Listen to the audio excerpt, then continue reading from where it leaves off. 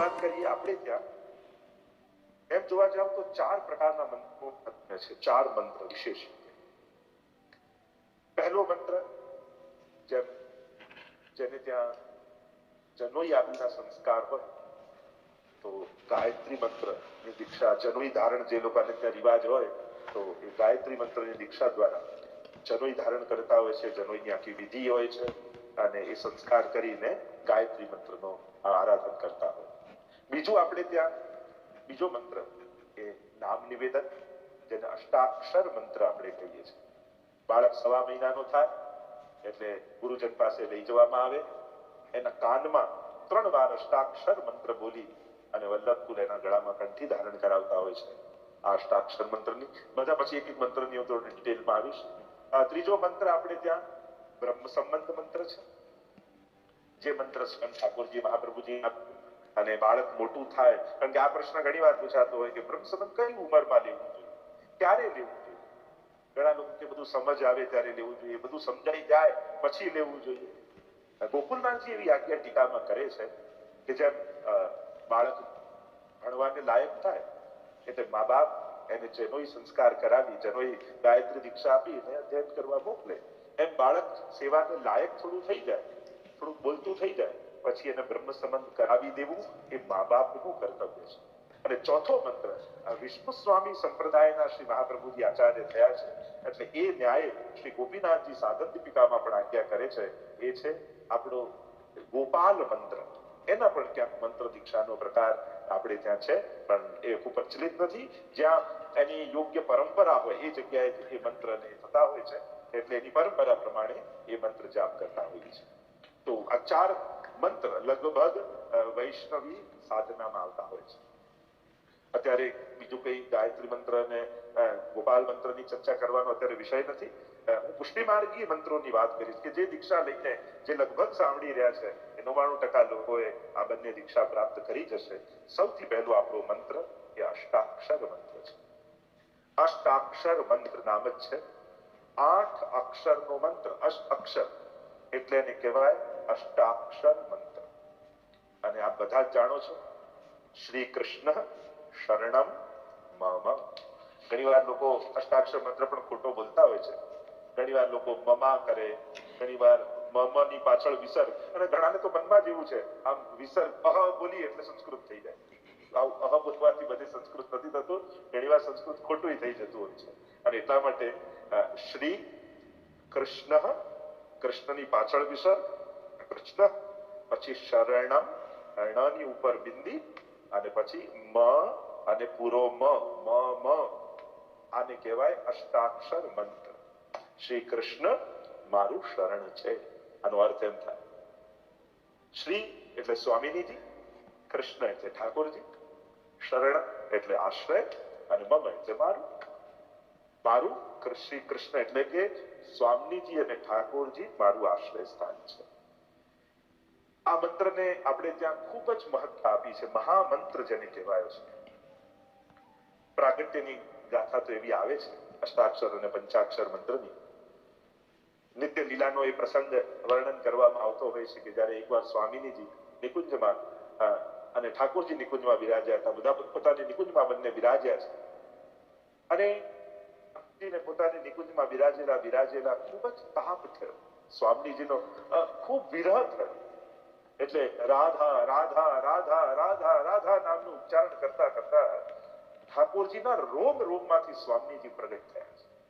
એટલો ઉત્કટ વિપ્રયોગ ધર્મી સ્વરૂપ સુધી પહોંચી ગયા કે જ્યાં રોમમાં જેનું સ્મરણ કરતા હોય એનું પ્રાગટ્ય થઈ જાય. એટલામાં સ્વામીજી મળવા આવ્યા. દૂરથી જોયું નિકુંજમાં તો એક આભાસ એવો થયો સ્વામીજીને કે ઠાકોરજીની ગોદમાં કોઈ બિરાજેલું છે, કોઈ ગોપી.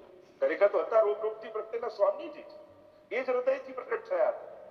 પણ એવો આભાસ સ્વામીજીને થયો કે પ્રભુની ગોદમાં કોઈ ઓર ગોપી બિરાજેલી છે. એટલે નારાજ થઈ ગયા સ્વામીજી. નારાજ થઈને પીઠ દઈને બિરાજી ગયા. પ્રભુ આપને મળવાથી દૂરથી હું આવી અને આપ બીજા કોઈ સાથે બિરાજેલા છો, જાઓ આપની સાથે વાત. અને પીઠ દઈને બિરાજી ગયા.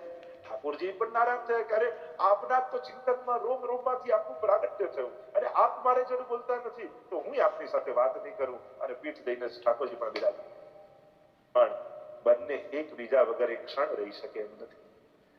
એવો તાપ થયો કે એ સમયે સ્વામીજીના હૃદયમાં, તેમનો એનો વિસ્તાર નથી કરતો, સમય અભાવ છે, કે સ્વામીજીના હૃદયમાં સ્ત્રી ભાવ અને પું ભાવ બંને બિરાજે છે. એ સમયે સ્વામીજીના હૃદયમાંથી કૃષ્ણ, ઠાકોરજીના હૃદયમાં બિરાજેલા સ્વામીજી બંને પ્રગટ થયા. ત્રીજું સાક્ષી સ્વરૂપ પ્રગટ થયું ને ત્રણેય સ્વરૂપ ભેગા મળ્યા અને શ્રી વલ્લભનું પ્રાગટ્ય નિત્ય લીલામાં થયું. અને શ્રી વલ્લભનું પ્રગટ્ય થયું ત્રિરૂપમ તત્ત્રિતયાત્મકમ પરમ અભિધેયમ સદા વલ્લભમ. એવા ત્રિતયાત્મક સ્વરૂપ શ્રી મહાપ્રભુજી પ્રગટ થયા.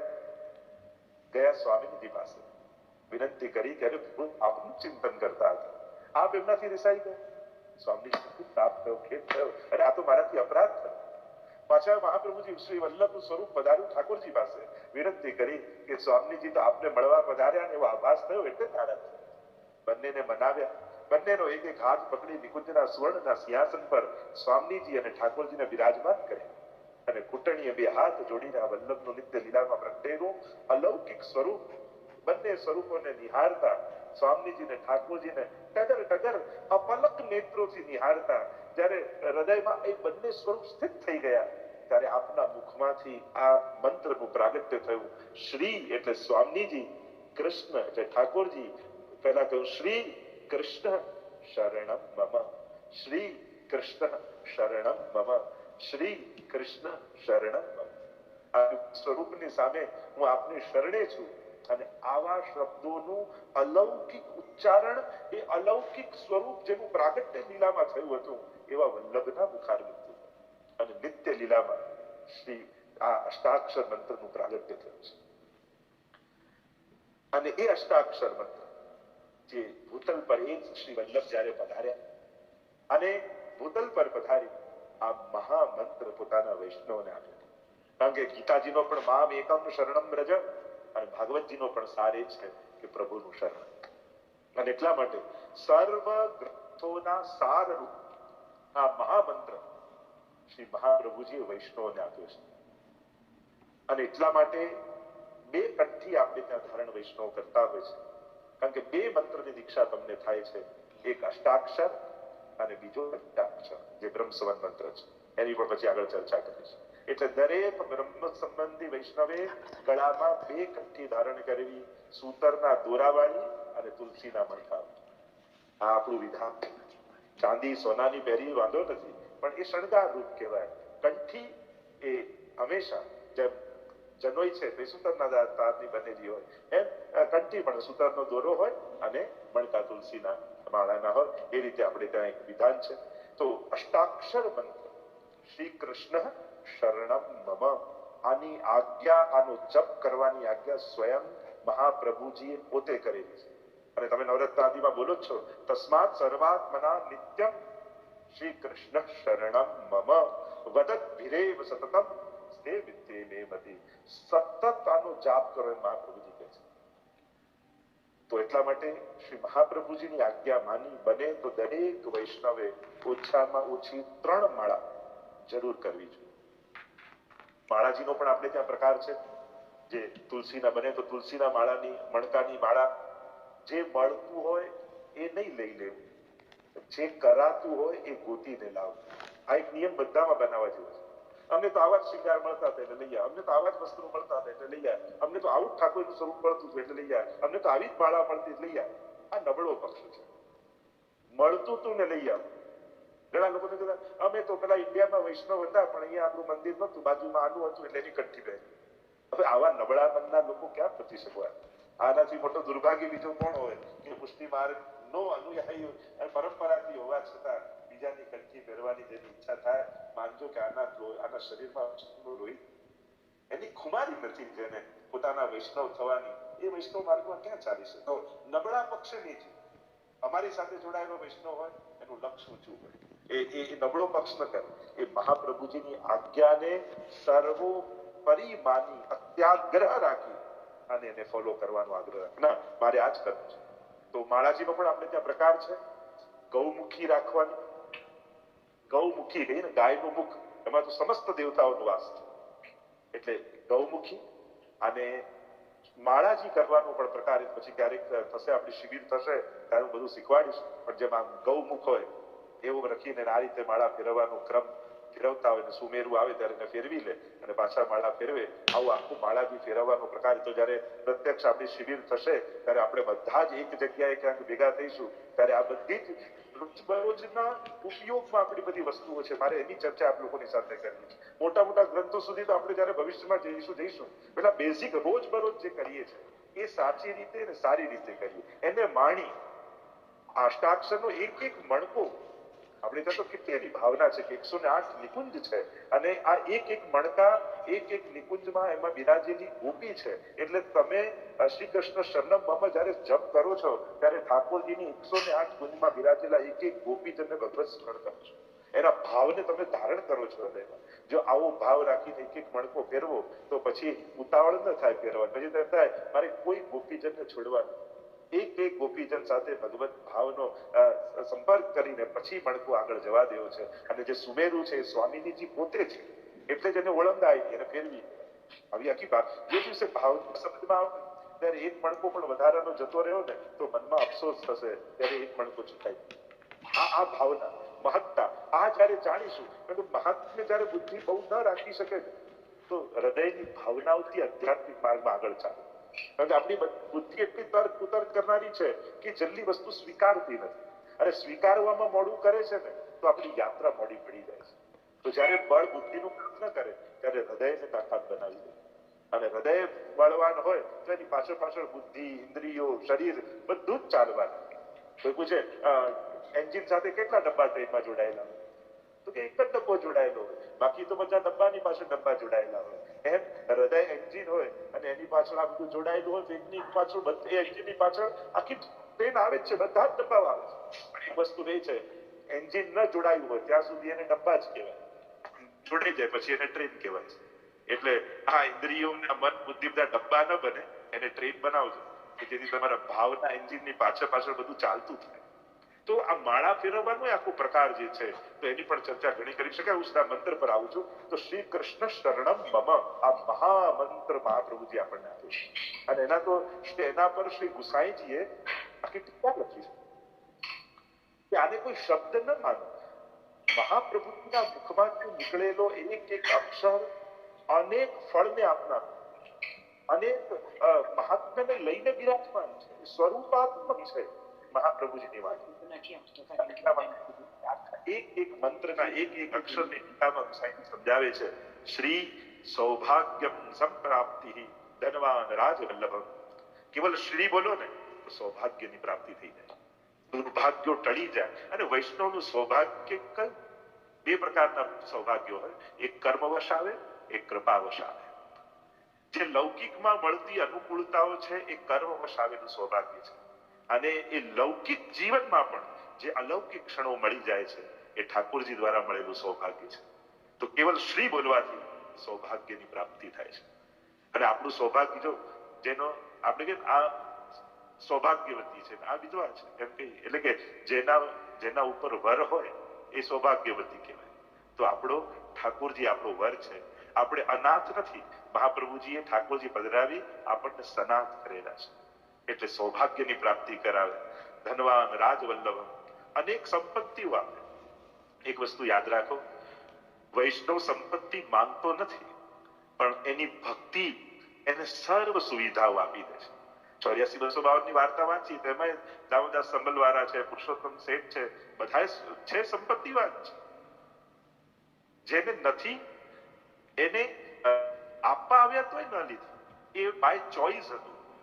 એની નિષ્કંચનતા એ ભાગ્યવશ નહોતી, બાય ચોઈસ હતી. નહીં તો કુમદદાસને માનસિંહ રાજા આરસી આપવા આવ્યા અને તમારું વર્ષનું કરિયાણું બતાવી દઉં અને કહ્યું કે મારે તો આપનારા ઠાકોરજી છે, હું લઈને શું કરીશ.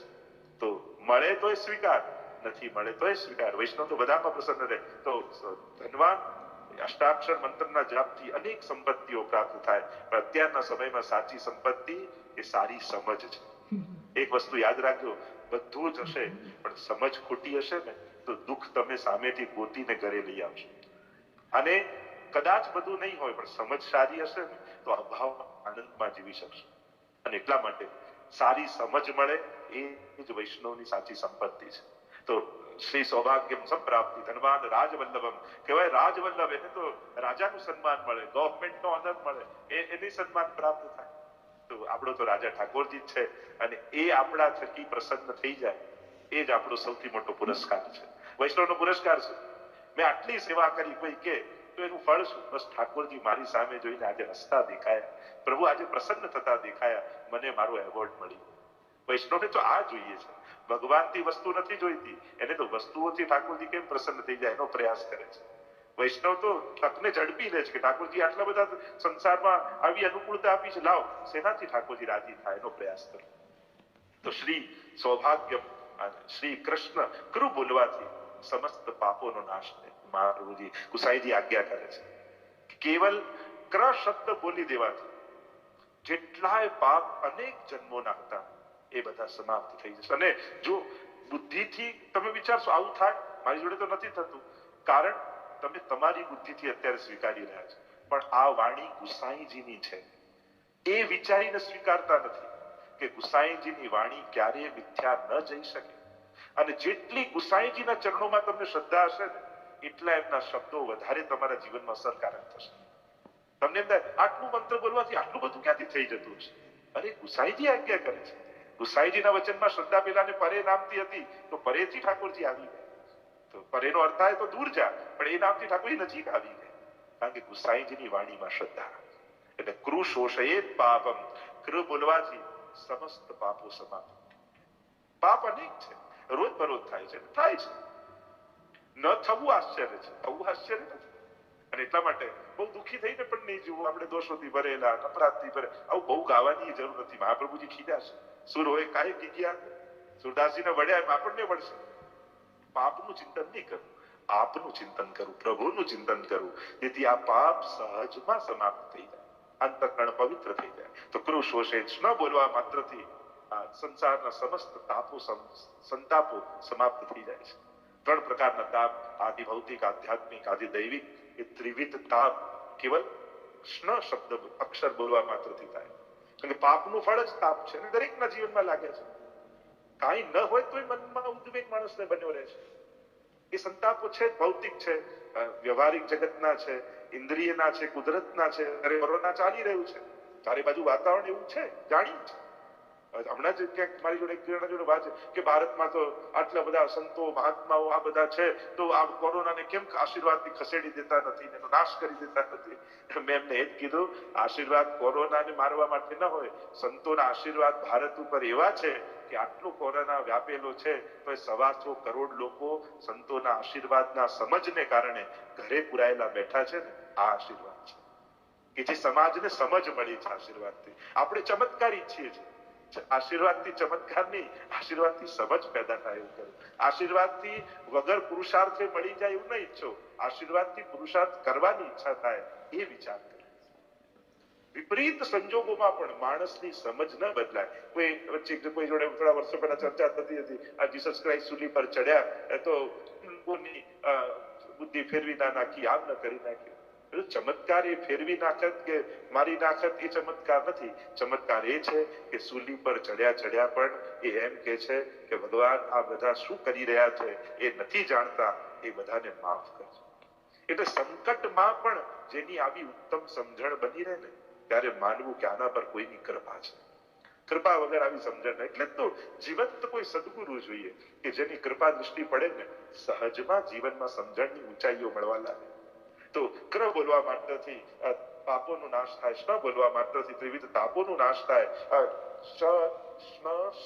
શ્રી કૃષ્ણ અને શરણમ, શ બોલવા માત્રથી જન્મ મરણના ચક્કરમાંથી જીવ છૂટી જાય. જે પુનરપી જન્મ પુનરપી અનેક જન્મોની યાત્રા કરતા કરતા જીવ આવે, પણ કેવળ શ બોલે. જો આપણે ત્યાં શ અને સ આમાંય ફરક છે. મંત્રમાં જયારે તમે દંત્ય શ કે તાલવ્ય શ એનું પણ ઉચ્ચારણનો વિવેક રાખો. તો શ્રી કૃષ્ણ શરણમ, તાલવ્ય શ, સ શરણમ, એ શ બોલવા માત્રથી જન્મ મરણના ચક્કરમાંથી જીવ છૂટી સીધો લીલામાં પ્રાપ્ત થાય પ્રભુના. શ ર કહ્યું કે એ ર બોલવા માત્રથી અલૌકિક લીલાઓનું જ્ઞાન થવા લાગે, પ્રભુની સઘળી લીલાઓ સ્ફુરવા લાગે. સહજમાં જ્ઞાન, એ મહાત્મ જ્ઞાન, એ તત્વ જ્ઞાન કે સ્વરૂપ જ્ઞાન, આ સર્વ જ્ઞાનો કેવલ શરણમનો ર બોલવામાં સિદ્ધ થાય કે ર બોલવા માત્રથી સર્વ લીલાઓના જ્ઞાન સ્ફુરે. પછી ભગવાનના કર્મો ન દેખાય. અત્યારે તકલીફ શું છે, માણસને જ્યારે પણ કૃષ્ણ વિશે ચર્ચા કરવાની આવે એમાં પણ આધુનિક લોકો હોય ત્યારે ઘણી બધી મૂંઝવણો પેદા, ભગવાને આમ કેમ કર્યું, આ ખરે આ કર્મો નથી. કર્મના સિદ્ધાંતો ભગવાનને લાગતા નથી, કારણ કે કર્મ કરતા નથી. ગીતાજીમાં કહ્યું જન્મ કર્મ ચમે દિવ્યમ, મારા જન્મ અને કર્મ બંને દિવ્ય છે, મારી લીલા છે જે અનાયાસે અર્ષાદ ક્રિમાણ ચેષ્ટા સદીજા. કર્મ જે કરે એને કર્મના સિદ્ધાંત લાગુ પડે. કૃષ્ણ કર્મ કરતો નથી, લીલા કરે છે, એટલા માટે એને કર્મના સિદ્ધાંતો લાગુ પડતા નથી. લીલાના સિદ્ધાંતો જુદા છે, એનું મૂલ્યાંકન જુદી રીતે થાય, કર્મનું મૂલ્યાંકન જુદી રીતે થાય. એટલે ક્યારે પણ આધુનિક જે સાહિત્યકારો અને આધુનિક કવિઓ છે એ કૃષ્ણને મનુષ્ય રૂપે ચિતરી અને પછી એના કર્મોના વિશ્લેષણ કરવા દે છે. અરે પછી કે ભગવાને ખોટું કર્યું, સારું કર્યું. અરે ભગવાન બોલે છે પછી સારું ખોટું આવે છે ક્યાં? એટલે ગીતાજીમાં ભગવાનને ઓળખતો ખરા. જન્મ કર્મ ચમે દિવ્યમ, આ બધું દિવ્ય છે મારું, લૌકિક મનુષ્ય જેવું નથી. અને એટલા માટે મનુષ્યની જેમ એને પારખ નહીં, ભગવાન વિચાર કરીને એનું ચિંતન કર તો તું સાચો ઠરીશ, નહીં તો દાખલો ખોટો પડશે. તો કેવલ ર બોલવા માત્રથી અલૌકિક લીલાનું શરણમ અને ણ બોલવા માત્રથી પ્રભુમાં અનન્ય ભક્તિ, દ્રઢ ભક્તિ પેદા થાય છે. પ્રભુના ચરણોમાં અનન્ય અનુરાગ પેદા થાય છે. જ્યારે શરણ એ અણ અક્ષર બોલો તો એનો પ્રભાવ એવો ચિત્તમાં આવે કે પ્રભુ માટે દિન પ્રતિદિન સ્નેહ વધતો જાય અને દ્રઢ ભક્તિ આવે. એમ ગુસાઈજી કહે છે અત્યારે ભક્તિ છે, આવે છે જલ્દી, જાય છે જલ્દી. એ તોફાનની જેમ આવે, નવા જોડાની જેમ પાછી જતી. સહેજ અનુકૂળતા આવી તો ભાવ જાગી ગયો, થોડી પ્રતિકૂળતા થઈ ભાવ જતો.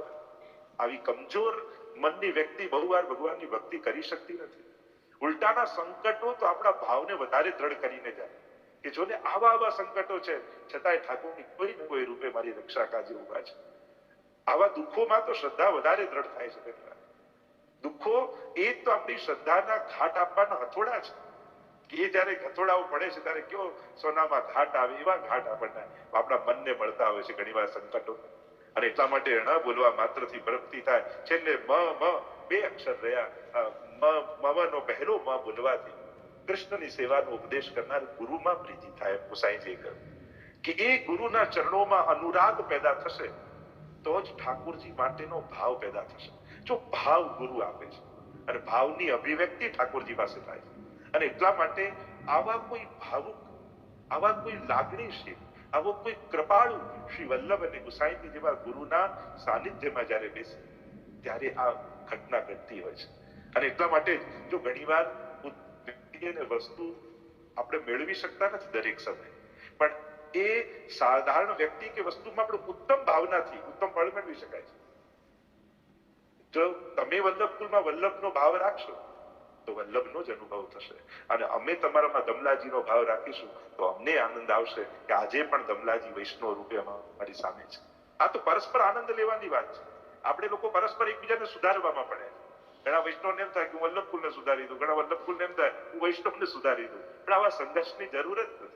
શ્રી વલ્લભ અને દમલાજ જો ભેગા થતા હોય તો પછી ક્યાંય કોઈ સંઘર્ષ નથી. કેવલ ભાવ, લાગણીઓ, શ્રદ્ધા, એ ભાવથી ભરેલું મિલન હશે. બે જણા દિલથી મળે તો બિજલીસ છે મરીઝ, અને દિલ વિના લાખો મળે તો એને સભા કહેતા.